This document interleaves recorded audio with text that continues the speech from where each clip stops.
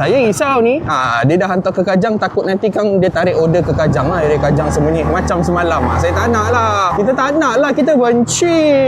Kajang ni untuk rider-rider yang memang heavy duty, yang memang keras kan. Sebab Kajang punya culture dengan Putrajaya punya culture, driver dan juga rider-rider dia berbeza tau. Kalau macam kat sini, area sini, orang yang bawa kereta apa semua relax je, santai-santai je. Tapi kalau kat Kajang guys, diorang berdesuk-desuk. Tapi tak apalah, disebabkan kita rider open, nak tak nak kita kena layan sahajalah. Okay guys, jom guys. Bismillahirrahmanirrahim. Semoga selamat sampai ke Taman Kajang Raya. Alright guys, kita dah sampai rumah customer. So, okay, kita sampai. Atas nama Jevita kak Okay, makasih. Okay. Alright guys, so order ni settle. Kan betul aku dah cakap dia hantar ke sana. Dia tak sembunyi lagi, dia dekat Kajang.